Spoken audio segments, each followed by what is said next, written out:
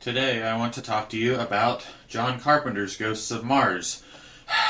This movie is so much worse than I thought it would be. I had heard people say that it was really bad. I was not prepared for how bad this movie is. The basic premise is actually pretty simple. It's set in the year 2163, I think, and a group of cops are sent to bring in a career criminal played by Ice Cube, Desolation Williams. And he is in jail in a small town on Mars, and when they get there, none of the people are there. He's in a jail cell, but everyone else is gone. And then you find out this spore or this microbe has possessed most of the people in this town, so they will kill any other humans that they see. And so it becomes a story of the cops and Desolation Williams and some of his crew trying to work together to get out of this town and not get killed by these people possessed by the ghosts of Mars.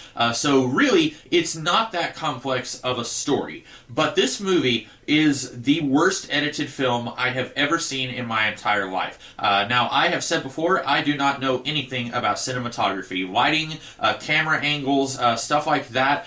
People will complain about movies getting that kind of stuff wrong, and usually all that just goes right over my head. But this movie, it feels like it was edited by someone who was incredibly high, and that's probably true.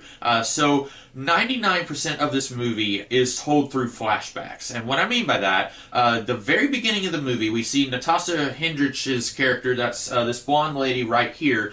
She is handcuffed on a train by herself. And so then she is telling her superior officers how she got in that position. So we already know that she is going to survive the events of the movie. All the tension is instantly deflated when you do a framing device like this. Now, I'm sure there is a movie somewhere that does a framing device like this and does it well, but I can't think of one. If you are an aspiring filmmaker or a novice filmmaker or a storyteller of any kind, if you want to write a novel or a short story or something, I would strongly recommend that you go for more of a traditional narrative structure. Don't do the framing device like this. This reminded me of Escape from New York, also a John Carpenter film. Escape from New York does not start with Snake Plissken escaping from New York and then telling someone how he got to this point. It starts with him being sent into the city with a mission, and then we don't know what's going to happen. When you're watching that movie, for all you know, Brain and Maggie are going to escape the city with Snake.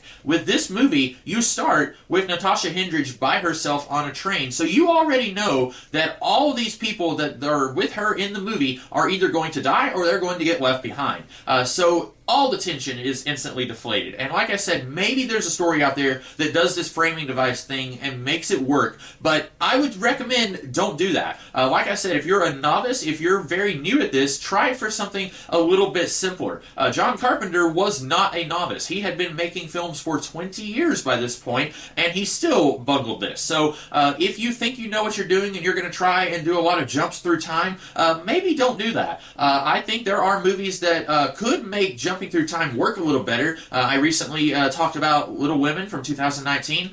That's a movie that works with the time jumps. I think it works very well. This movie does not.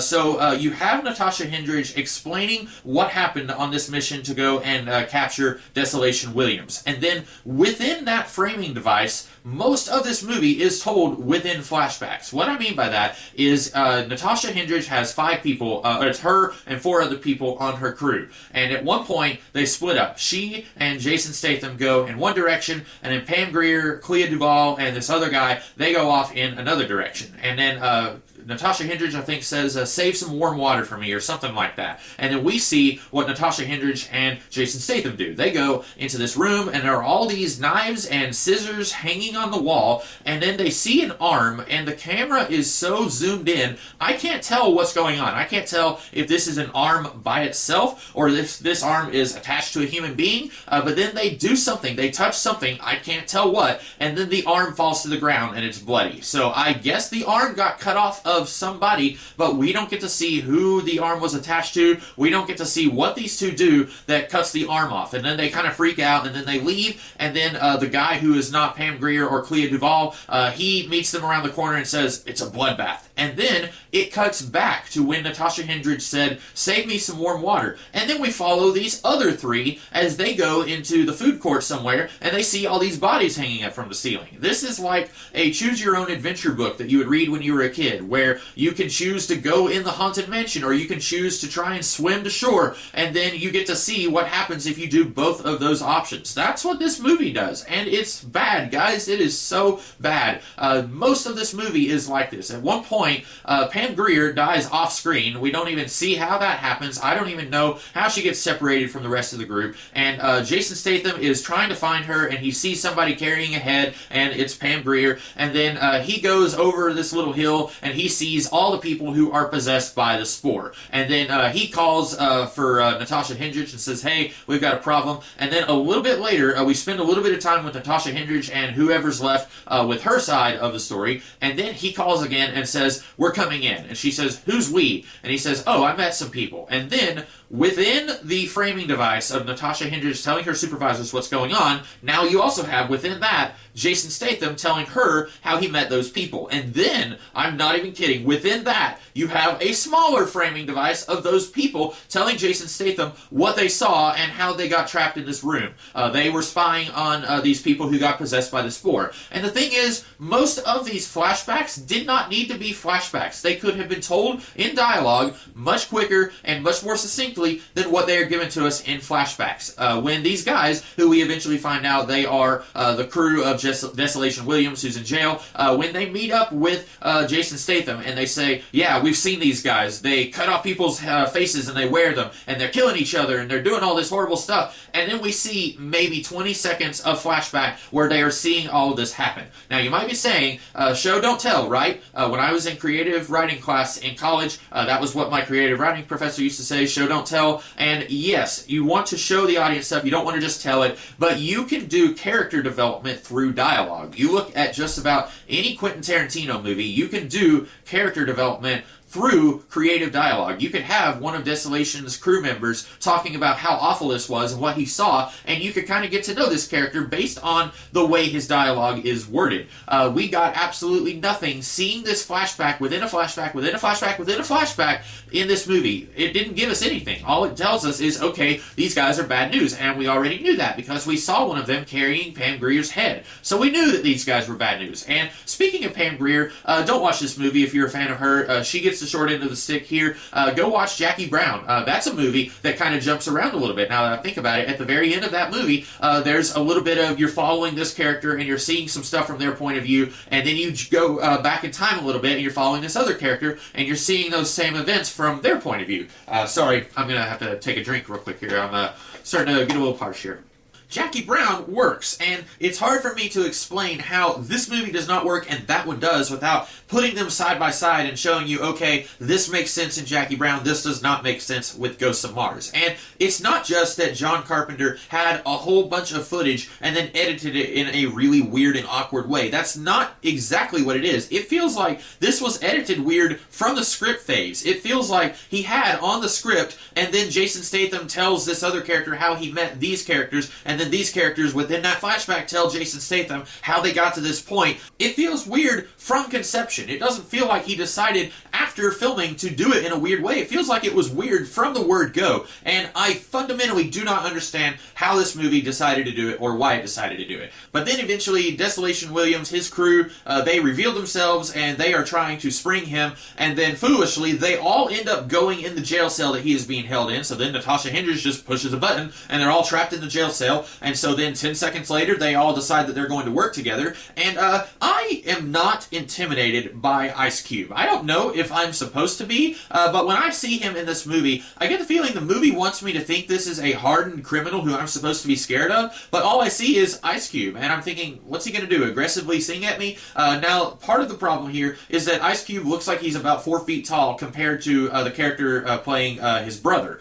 He looks like he's like 7 feet tall, and so that guy looks a lot more intimidating than Ice Cube does in this movie. And so if you're going trying to get a supervillain, or not even a supervillain, just a regular villain, probably you don't want his cronies to tower over him like 3 feet. And I guess you could do that, like in the Wild Wild West TV show. There was a character, Dr. Lovelace, who was a little person, and they made that work. Again, it's hard for me to say this made it work and this didn't, but when I'm watching Ghosts of Mars, I am not intimidated by Ice Cube. And apparently, originally, this character was supposed to be Snake Plissken, played by Kurt Russell from Escape from New York and Escape from LA, and if they had gotten him, this would have been called Escape from Mars, and I don't think that would have fixed the movie. This still would have been an awful, awful movie, but I think that would have been a little better. I think I would have been a little more intimidated by Snake Plissken than I would have been Ice Cube. I get nothing from Ice Cube other than, hey, it's Ice Cube. But apparently they decided not to go in that direction because Escape from LA did so poorly,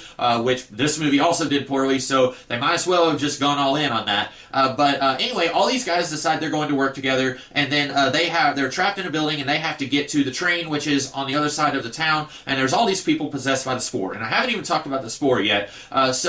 Apparently, all these people were miners, I think, and this one lady who looks like Jane Lynch, she touched a wall, and it just disintegrated. And then this giant spore came running towards them, and somehow she escaped, but all these other people got possessed. And we are told if someone is possessed by the spore and they die, the spore will leave that host and find someone who is alive to take as a new host. That is kind of the only consistent rule for this. But then like 50 to 100 people are possessed by the spore, and we see all of them at one point besieging the town, blowing stuff up. So why is the spore able to possess that many people, but then when there's one person in a jail cell and then he gets shot and then it jumps to one other person? Why can't it just possess all of these people if it already has possession of 50 to 100 people? That's never explained, and I really like to have basic rules whenever you're dealing with something weird and unusual, and something like this could really use some basic rules. Like, we have these glasses on that allow us to breathe on Mars, and so because of that, we're not being possessed by this thing. That would have made sense. They don't bother explaining that, they don't say anything about that, but that would have at least made a little bit of sense. It would have explained why we have 50 to 100 people possessed by this thing, but then these guys are not being possessed except for when they are. It would have been nice if we could have had something like that. But anyway, all these guys, they need to get from point A to point B. So they have all of these blasting caps, and they make a point of mentioning the blasting cap by itself is not going to do you any good. You need to have some dynamite for it to make an explosion. Now, in theory, that sounds like it makes sense, but here's the problem. At one point, Ice Cube takes a blasting cap and just throws it on a pile of dynamite and creates a gigantic explosion. He doesn't attach it to any of the dynamite. He doesn't do something to activate the blasting cap. It just looks like a yellow candle or something, and he just throws it on dynamite and then kaboom. And at one point, they are opening canned food, and then they are putting the blasting caps in the canned food to create hand grenades. Now, as near as I can tell, they don't have any other explosives with them at that point. So they are just putting a blasting cap in an empty can and then throwing it, and it makes a big kaboom. Now, if we saw them say, we have this much plastique over here, and we have these empty cans here, and then we have all these blasting caps, that would have made sense. They don't do that. So at one point, one of Desolation Williams' crew members, he takes a can from a lady who's in jail, who's with them now. He says, hey, let me get that for you. And then the camera cuts to his hand, and the very edge of his thumb is right up against the very edge of the can. And he takes this big butcher knife, and he slings down, and I thought, okay, he's going to cut off like the very edge of his thumb because it's really close to the edge of the can that he wants to cut off. No, he cuts off like his entire thumb. Like, he had to have been aiming for the middle of the can when all of these guys were just trying to cut off the tops of the cans. And then Desolation Williams laughs at him, and then the next thing we know, he's got a bandage on his hand, and I assume he dies, but there's this big gigantic action scene with lots of explosions, and I assume most of the characters die. I did keep count of at least 2 characters who got beheaded by these flying disc blade things, but I never saw the guy who cut his thumb off get killed. I saw the other guy and his crew die, but I didn't see this guy who cut off his thumb actually die in this, and that's because it was cut really badly. This movie was edited really badly.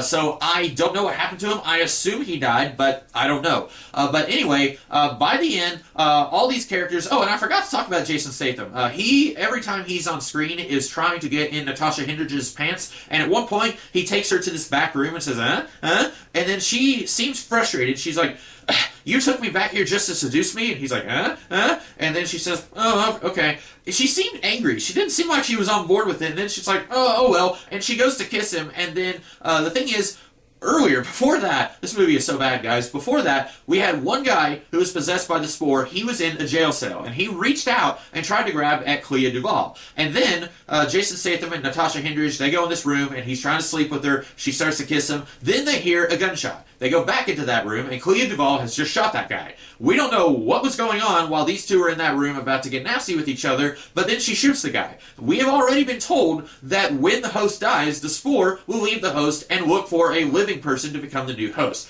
The only reason that she shoots this guy is so that it will possess Natasha Henstridge, and then they take her body and leave it outside, and then they take some of the drugs she's addicted to and they put it in her mouth before they leave her there. I don't know why they do that. And then apparently the drugs in her system is able to help her expunge the spore from her body. So at that point I was thinking, okay, they're going to get a whole bunch of drugs and they're somehow going to disperse it in aerosol form, and it's going to get rid of the spore, and then all these people are going to be saved. Nope, they're just going to brutally and very violently kill all these people, even though we now know 100% that this spore is gotten rid of whenever you take this drug. But anyway, they take her body outside, and really, Clea Duvall, I have no idea why she shot this guy, other than we needed the plot to move forward, except that 3 minutes later, she comes back and joins the group back inside. So we didn't even really need her to be possessed at all. You could have cut the thing where Clea Duvall shoots the guy, you could have cut the thing where Natasha gets possessed by the spore, and you could have cut the part where she comes back inside, because we still end up at the same place, where all of these guys take the blasting caps and they go to town on these people possessed by the spore, and then they try to make it to the train. Your end game is still basically the same. You just have these nonsensical scenes that lead into each other that don't really go anywhere. But anyway, Natasha Henstridge doesn't seem like she's that interested in Jason Statham, but then she starts kissing him, I guess because we need kisses in a movie. And I was thinking, if you wanted to have a forced romance, it probably would have made a little more sense for it to be Natasha Henstridge and Ice Cube. Because by the end of the movie, I get the feeling these two have a mutual respect for each other, but still also like, okay, I'm still going to be a criminal, you're still going to be a cop. But if you wanted to have a forced kiss, I think these two, it would have made a little bit more sense. It still would have been forced and would have felt really weird, but I think it would have made a little bit more sense than her and Jason Statham. So then, at the very end of the movie, after she is finished telling her story to her supervisors, she goes back to her room, and then the woman who is in charge of this panel that she was talking to says, "Are we going to tell the cartel that we are besieged by ghosts of Mars?" And oh my goodness. First of all, she did not say anything about ghosts. She said something about a virus or a spore or a microbe, and then you are the one who created this Ghost of Mars so that you can have the title of your movie. But anyway, she's in her room, and then you start hearing a siren go off, and you're hearing a voice saying, we have an intruder, or something like that. And so I thought, okay, one or two things. One, the people with the virus, they did not all die in that city that she was at, and now they are invading this place that she's at, and it's getting worse, and it's spreading, something like that. Or two, what actually happens, Ice Cube comes in, and he throws a gun to her, and then he says, all right, let's go do this. And I'm thinking, what? Do what? And then he says, you wouldn't make a bad criminal. And she says, you wouldn't make a bad cop. And I was thinking, why? Why would he not make a bad cop? And it's just cutesy dialogue. It doesn't make any sense. And then the movie ends. I have no idea what's going on here. I don't know if the people with the virus are invading this facility, and then Ice Cube separately decided to invade this facility and then help her fight them off, or if he's coming in to rescue her because he thinks that she's going to be court-martialed by these people because they don't believe her story. If that's the case, why did he leave her alone on the train handcuffed anyway? If he was planning on running away with her, why not just both of them jump off the train, and then she doesn't have to tell her story at all? Then you could cut the stupid framing device, and you could just have these characters run off together, which I guess maybe is what's happening in this movie. This movie is so incredibly bad. I really did not like John Carpenter's Vampires. That movie is like the picture definition of toxic masculinity. If you like hearing about that, talking about that, that movie has so much of it. I really did not like that movie, but it is leaps and bounds ahead of Ghosts of Mars. This is easily the worst John Carpenter movie I have ever seen. I have not seen Escape from LA. I have it. I just haven't seen it yet. Someday I'll watch it, but I've heard how bad it is. It cannot possibly be any worse than Ghosts of Mars. So those are my thoughts on this movie. I hated this film. I hope that you guys liked this review, and if you did, be sure to like, share, comment, and subscribe, and I will be back in the future with more videos. In the meantime, have a great rest of the day. Catch you later.